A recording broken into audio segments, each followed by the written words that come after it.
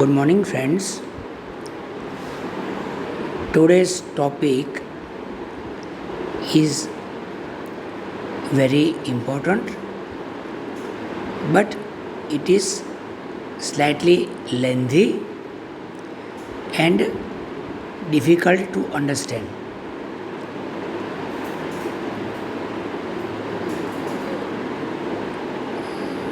Various procedures are done for middle ear disease. We will start from the simplest. First is myringotomy. Any tomy means opening, like myringotomy, hysterotomy. So, whenever you open, it is called tomy. So here we are discussing about myringotomy. What are the indications? First is acute otitis media, in which we see bulging drum, patient has excruciating pain, it is unresponsive to antibiotics, and there are possibility of complications. Second indication is otitis media with effusion, and other two are arrow-otitis media and atelectatic ear. What is atelectatic ear? It is a severely retracted eardrum, and air in the middle ear is absorbed. So, if you make a small incision in tympanic membrane, air enters the middle ear and middle ear starts functioning. In some cases, we need to place a grommet in the tympanic membrane. Grommet is also known as tympanostomy tube. What are the indications? First is recurrent AOM, chronic otitis media with effusion, eustachian tube dysfunction, cleft palate with long-standing OME, and retraction pockets. In this figure, incision is shown in antero-inferior quadrant. As you know, our eardrum is divided in 4 quadrants: antero-superior, antero-inferior, postero-superior, postero-inferior. So for OME, radial incision placed in antero-inferior quadrant, and you can see glue coming out of the incision. Circumferential incision is preferred for acute suppurative otitis media. This type of curvilinear incision in postero-inferior quadrant gives better result. This is the figure showing myringotomy with grommet. You can see that collection of fluid in middle ear is drained through grommet. This picture shows different types of ventilation tubes. The center part is fixed in with the tympanic membrane, and air goes into the middle ear and fluid can come out of the opening of the grommet. What is the material used for these tubes? Titanium, silver oxide, other tube is Donaldson tube, and one tube is known as T-tube. Now we will come to a major surgical procedure that is known as mastectomy. Ectomy means removal, like appendixectomy, hysterectomy, mastectomy. For mastoid bone, it is mastectomy. Basically, it is divided in three parts. First is simple mastectomy, also known as cortical or Schwartz, and other two are canal wall up procedures and canal wall down procedure. Canal wall means posterior bony canal of external ear. Canal wall down procedure is also subdivided in radical mastectomy, modified radical mastectomy, and Bondi procedure. And anything which constructs hearing mechanism is known as tympanoplasty. Now imagine that you are an ENT surgeon and you are going to start mastectomy. So which incision will you choose? How will you place? Where will you put the incision? So for many ENT surgeons, this post-oral incision is preferred, in which about 1 centimeter behind post-auricular groove, this incision is placed. It is also known as Weil's incision or post-oral incision. Few surgeons prefer end oral incision. Now you have to compare this eardrum with the clock. As there are numbers in clock, we have to, for better understanding, we have numbers like 12 o'clock to 6 o'clock incision. So we can understand which type of incision is placed. In end oral incision, as you see, incision, circular incision starts from 12 o'clock to 6 o'clock. It is also known as Lampert 1 incision, and it is placed at bony cartilaginous junction in the posterior meatal wall. After this Lampert 1 incision, curvilinear incision is started from 12 o'clock.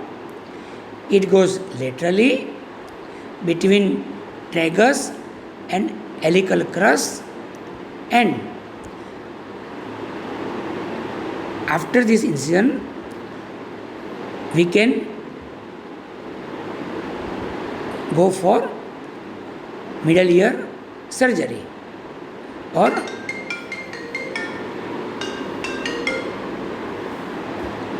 third is endomeatal or transcanal incision, also known as Rosen incision, in which about 5 to centimeter away from the or lateral to the tympanic sulcus, curvilinear incision is placed, and first incision is placed vertically and near the annulus, and second incision is 5 to 7 millimeter away from annulus to meet the first incision. This is endometrial or transcanal incision.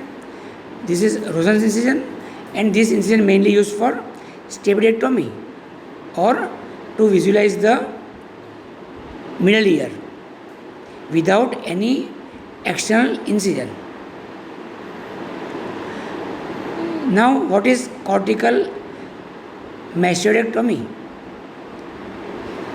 In this cortical mastoidectomy, complete exenteration of all accessible mastoid air cells without removing the posterior meatal wall.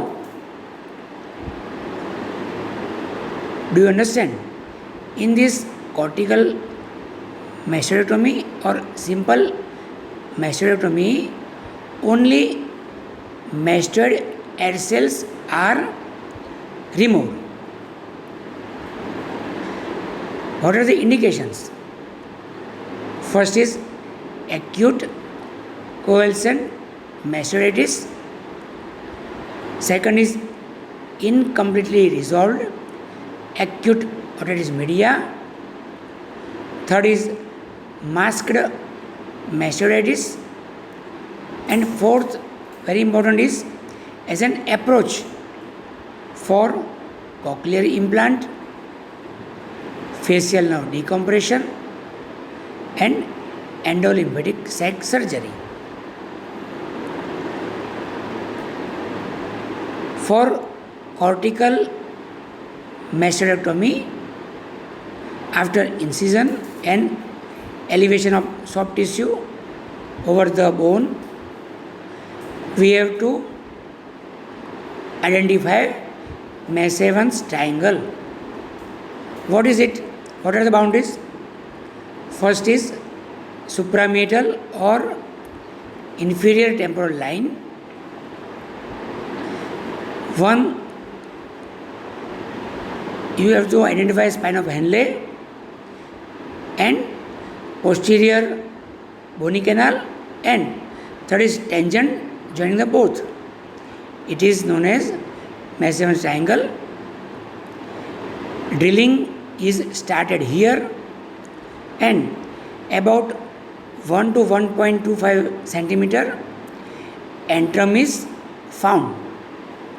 Antrum is the largest mastoid air cell, and after confirming antrum, we have to remove all the mastoid air cell bones or all the mastoid air cells, and in which after completion of cortical mastoidectomy, we should identify following structures. First is sinodural angle. What is sinodural angle? Posteriorly there is a sigmoid sinus. Superiorly there is dura.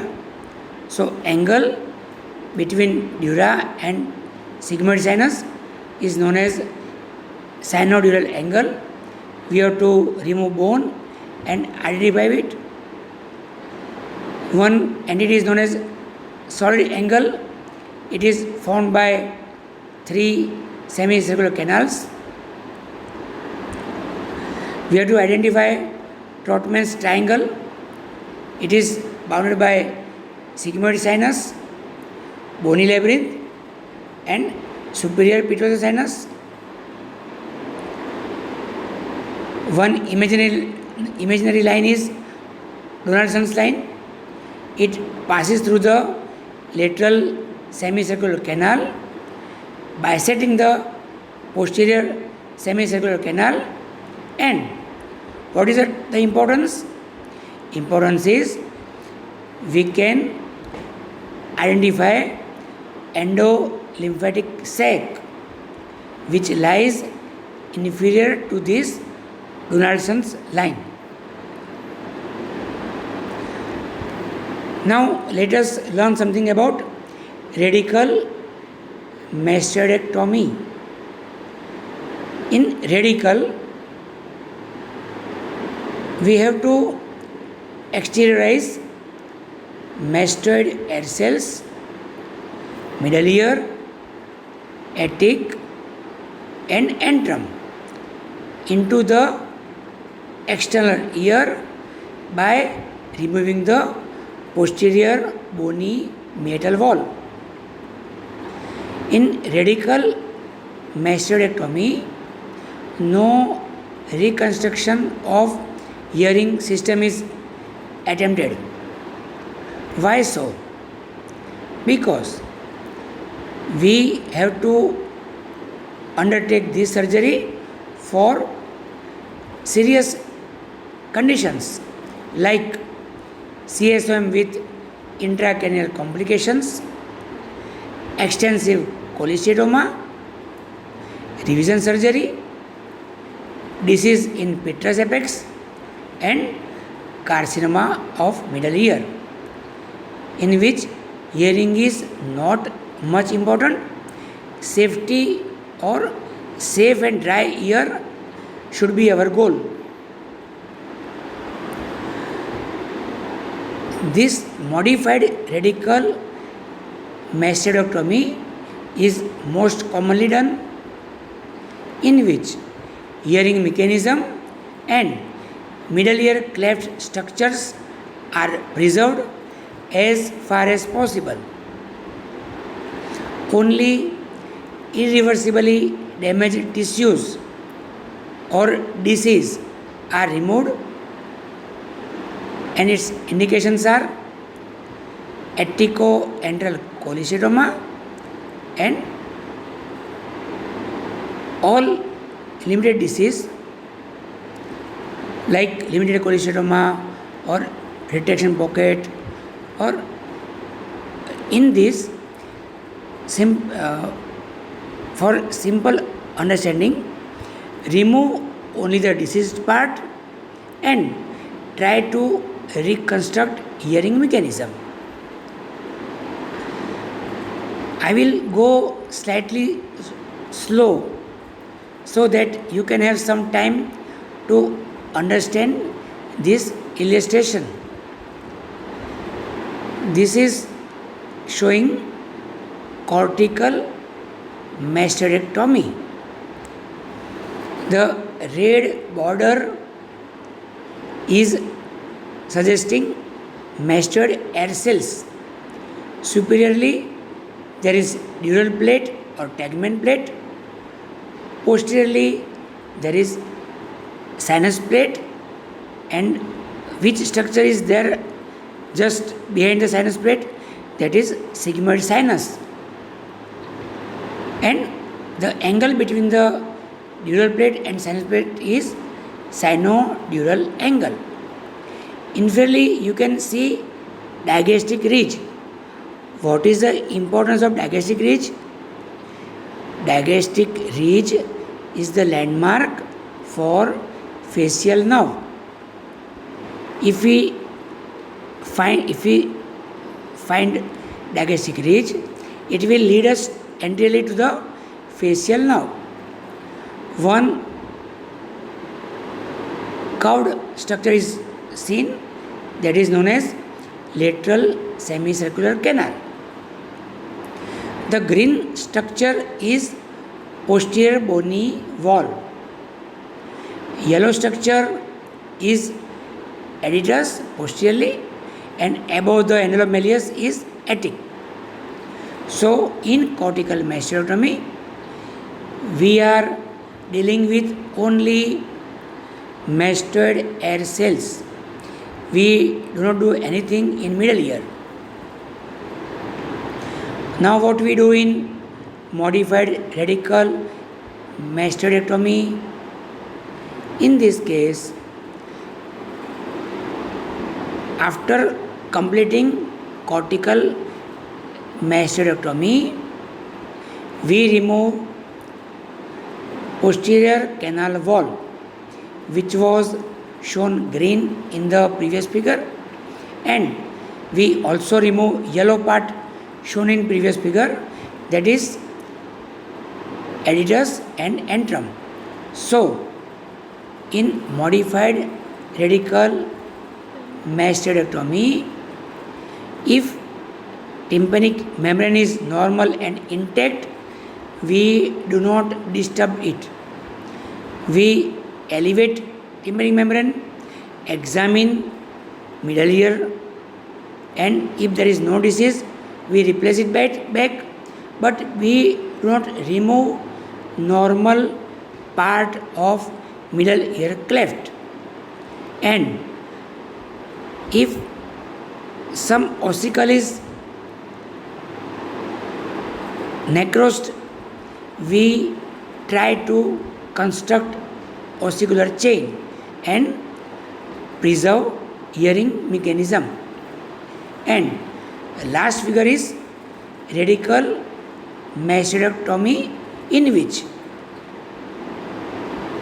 cortical mastectomy plus whatever structures of middle ear cleft like tympanic membrane, ossicles are also not seen. It is a big cavity, single cavity, and we can see through the external ear. If you put your otoscope in the external auditory meatus, whole cavity is seen, and no attempt is made to reconstruct hearing mechanism. Our sole purpose is safe ear and dry ear. The advantage is we can examine all corners of the middle ear or middle ear cleft. So, if there is recurrence of the disease, if there is any residual disease, we can easily see through the meatoplasty or external canal, and we can manage accordingly. In Bondi procedure, it is an operation where mastoid cavity is exteriorized without disturbing the intact ossicular chain and pars tensa. It is indicated in cases of epitympanic cholecystoma with intact ossicular chain, normal pars tensa, and good hearing. This is known as Bondi procedure. Now, what is tympanoplasty? Tympanoplasty is eradication of middle ear disease and reconstruction of hearing mechanism. There are two broad categories. First is myringoplasty and second is ossiculoplasty. What is myringoplasty? Where only tympanic membrane is reconstructed or grafted is known as myringoplasty, in which ossicular chain is intact and normal. So we do not disturb ossicular chain, we just repair the defect of tympanic membrane. That is called as myringoplasty. And ossiculoplasty means we reconstruct ossicular chain. That is, we do something for sound conductive mechanism. There is a classification known as Zollner-Wolstein tympanoplasty classification. There are 5 types. First is type 1. In type 1, there is only tympanic membrane is repaired. In here, ossicles are intact, mobile and normal. In type 2, malleus is eroded. Incus is normal. So, in type 2, we place graft either of temporalis fascia or perichondrium or cartilage over the incus or malleus remnant. This is known as type 2 tympanoplasty. In type 3, there is no malleus, incus is also absent, and we place graft over the mobile and intact stapes or stapes suprastructure. This is known as type 3. In type 3, incus and malleus are absent. We place graft on directly over the mobile stapes suprastructure. Class 4 is where there is malleus, incus and stapes suprastructures are eroded, but stapes footplate is mobile. So either a TORP is placed, that is total ossicular replacement processes, and another is PORP, that is partial ossicular replacement processes. They are placed onto the mobile stapes footplate. So after placing TORP, hearing is established.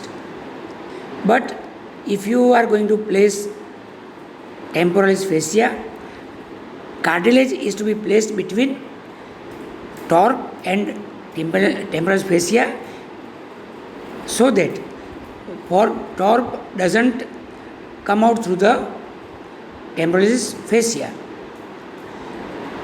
Fifth type is for fixed stapes footplate. In this case, there is no malleus, there is no incus, there is no stapes suprastructure, and footplate is fixed. When footplate of stapes is fixed, either we have to do stapedectomy, or we have to remove the footplate, or we can make a hole in the footplate and put a piston or some prosthesis, or we can make fenestra in horizontal semicircular canal.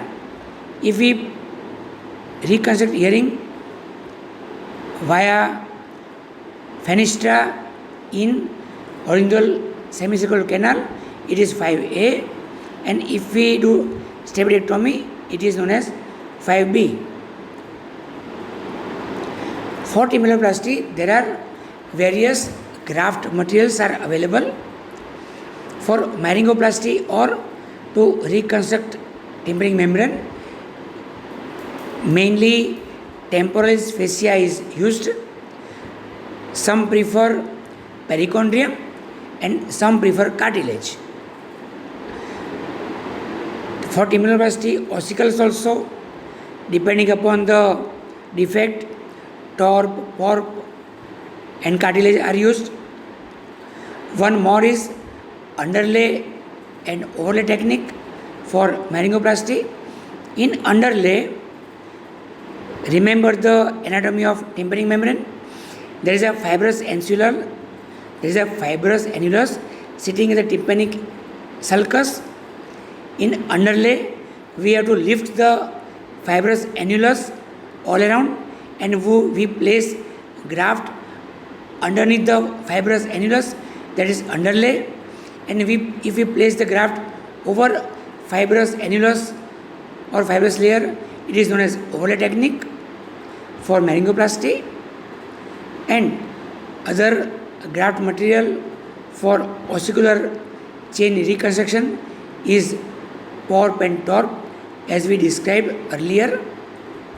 Hope you have understood this topic. Thank you so much.